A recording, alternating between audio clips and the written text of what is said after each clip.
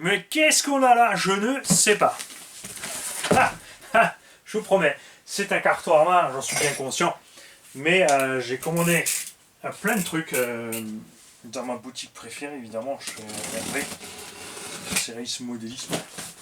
La prochaine commande va très certainement tomber chez Action Modélisme. Il a rentré tout le stock Caca-Pit. Des pièces, des voitures, tout ce que tu veux. Alors, comme j'ai commandé plein de trucs, je ne sais plus qu'est-ce qui est quoi. Et alors attention, je vais essayer de ne pas découper. Je crois que Hermé m'a mis un mot.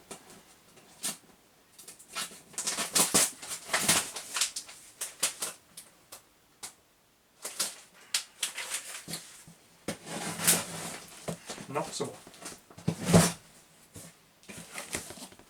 Alors, si, il est là. Ah. Alors, Hugues Manise, comment ça va? Bien, on le voit.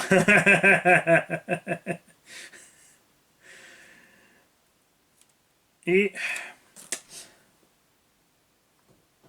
Hervé, à un moment, il faudra que tu décides d'arrêter d'écrire avec le feutre de la main gauche. En tout cas, continue pour le plaisir, bise et passion, signé Hervé. Ça veut dire qu'il n'y a pas de surprise dans le carton. Si il y a des surprises, il me met un petit truc, il me met un petit indice. Là-dedans, nous avons, pour ceux qui sont intéressés, parce que plein de gens m'ont demandé, les catalogues HRC Distribution qui sont dispo gratos. Je vous les mets en enveloppe et je vous les envoie si vous êtes intéressés. Il y a des gens qui aiment ça, le papier, le machin, le bidule.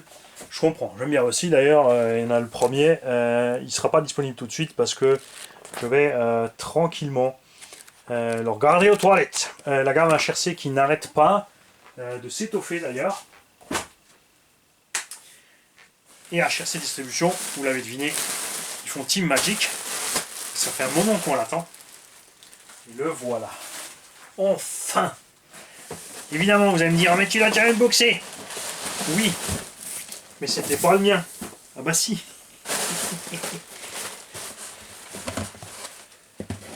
Team Magic 5, parce que ça va envoyer du pâté. Merci Hervé. Alors, le E5 à RTR. Parce que vraiment, franchement, le RTR est très intéressant au point de vue tarif. Et surtout le charbon. Alors attention, en charbon, faites bien attention de prendre la version avec les diffs.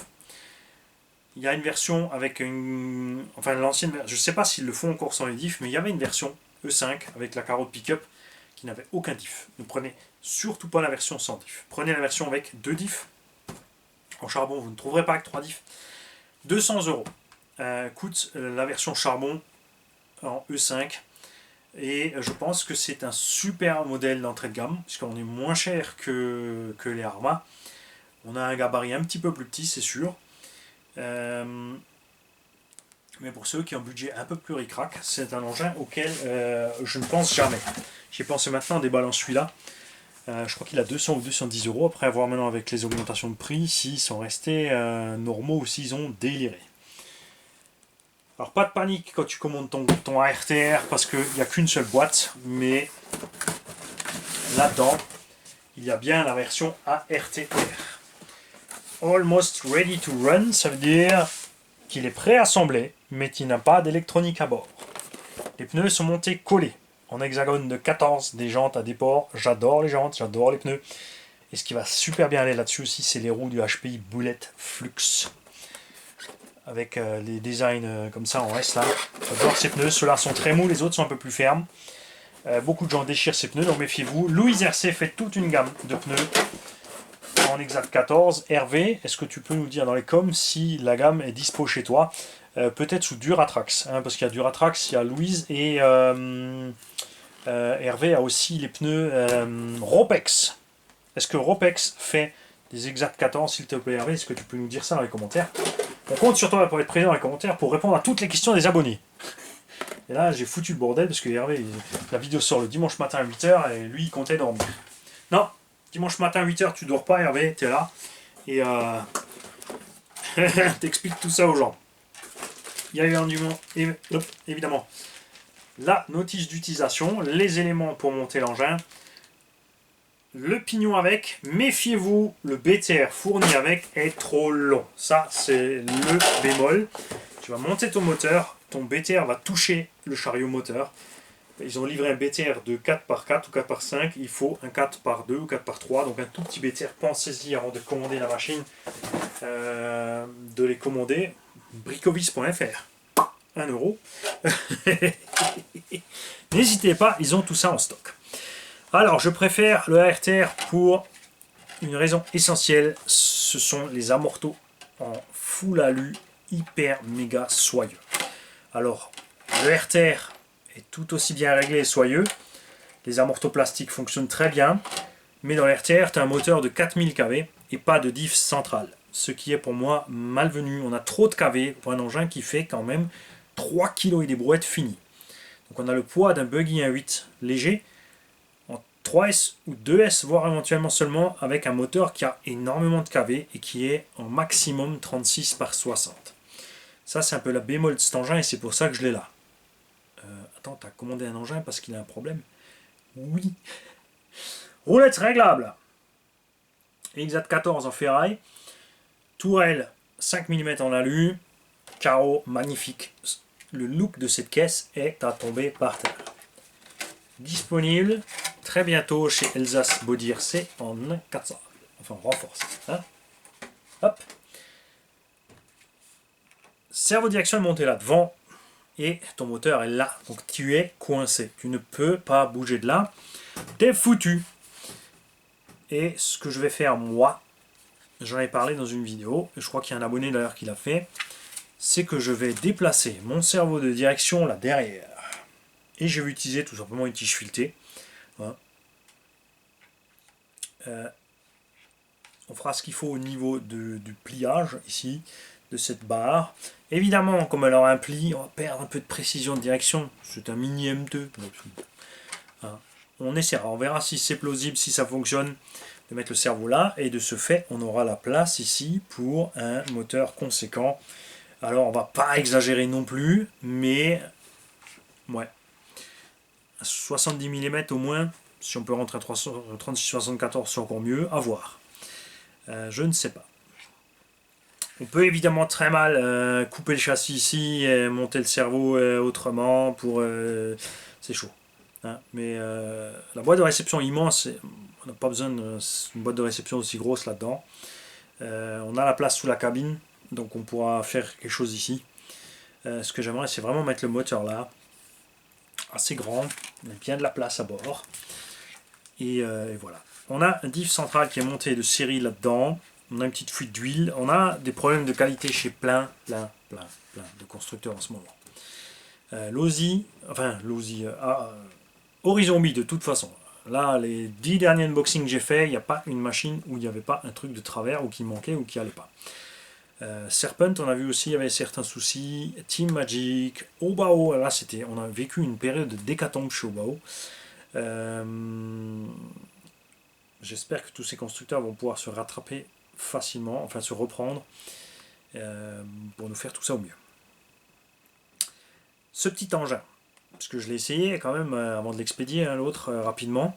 On avait fait, souvenez-vous, un 3660 en 2000 kV pour pouvoir rouler en 4S. Donc pas plus puissant que le 3S, mais juste moins de chaleur et plus d'autonomie. Et ce machin tient super bien le pavé malgré sa mini taille. Parce qu'il a un truc que Team Magic a maîtrisé totalement, c'est la variation d'angle de suspect. Il y a beaucoup de marques qui font en sorte qu'il n'y a pas de variation, comme chez Traxxas, ou par exemple, ils maîtrisent totalement. On a des débattements de fou, on a la roue qui ne bouge pas, Mugen aussi évidemment, tout ça. Et Team Magic, eux, ils ont utilisé la variation d'angle à leurs avantages.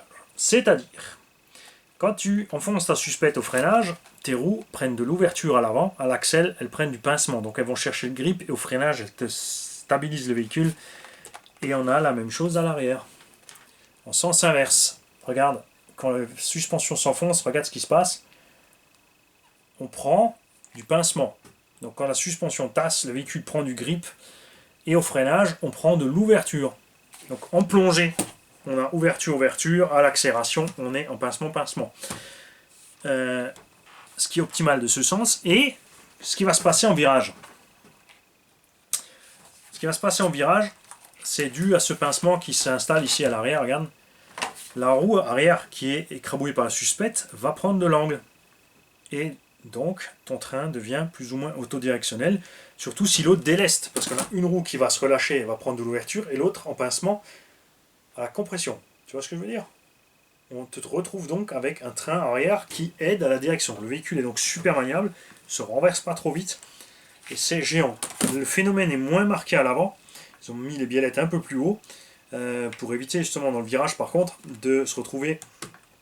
Donc là on va augmenter le pincement, là on va au quick, ça va aussi, hein. Ça revient au même de toute façon. Si tu augmentes un peu l'ouverture là, ouais, donc en fait ça marche à tous les coups. C'est ce que Jack a essayé de, excusez-moi, de reproduire, mais comme ils ont filé les plans aux Chinois pour le montage, le Chinois lit les plans à l'envers, donc le BXRMT a exactement l'inverse. Le BXRS1 aussi. Alors, ce sera un engin de compétition, ça fait un peu sourire. Quand tu as les trains qui soufflent dans le mauvais sens dans le virage, ça te change tout. Évidemment, l'entrée-sortie de virage, le véhicule est pas... Alors, ils ont fait une amélioration. Ils ont fait une amélioration quand même, il faut le dire. Donc ils ont bidouillé un truc pour corriger.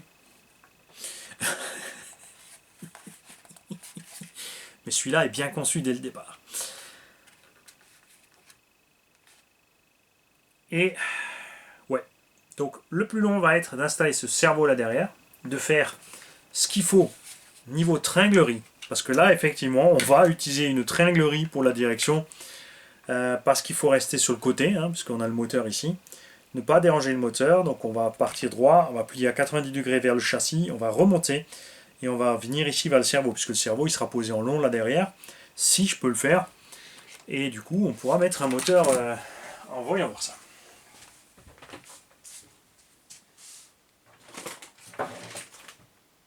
« 36-74 » parce que 36 c'est sûr ça rentre. Souvenez-vous, j'avais essayé de choper un moteur 40-60. Ça a échoué, il n'est jamais arrivé, je l'avais commandé mais il n'est jamais arrivé. Alors si on fait ça par contre il faudra faire gaffe, puisqu'on a le plot avec le 74, le plot de cerveau est dans le chemin. J'ai pas envie de couper le plot de cerveau parce que ça marche pas après, on est bon pour changer le châssis. C'est dommage. Vous savez ce qui irait très bien là-dedans? Le moteur du Max ou du OS, puisqu'il est en 36/70. Alors on n'a pas ces moteurs là. On a un 40-68 par contre.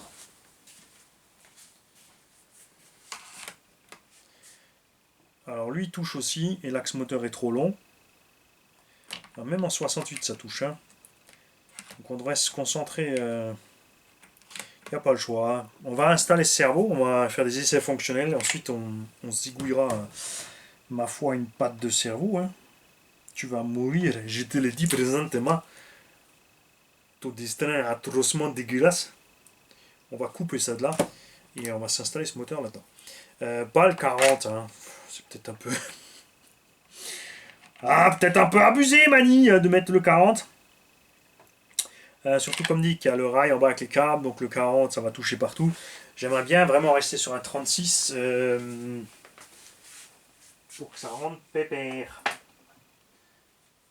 Sauf si je trouve un 36-60 avec des carvés qui me plaisent. Ce serait sympa, peut-être voir dans le rayon bateau de certains fabricants. Si je trouve un 36-60, 1500 kV, on pourra mettre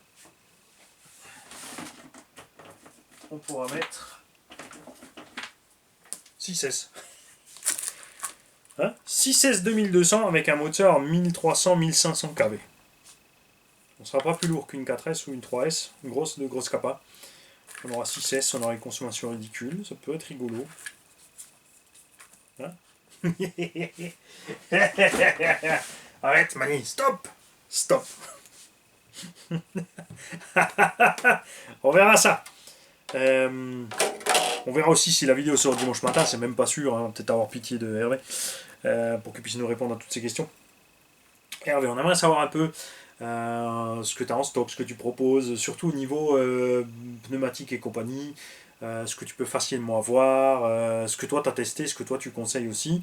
Parce que Hervé c'est un passionné, il roule les machines qu'il a, hein. C'est ce que j'apprécie. Évidemment, souvent les magasins n'ont pas le temps de tester leur matos. Et moi j'ai toujours dit, si je devais ouvrir un magasin, j'aurais un problème parce que je ne vendrais que les machines que j'ai testées au moins 10, 15, 20 fois et avec lesquelles je suis content.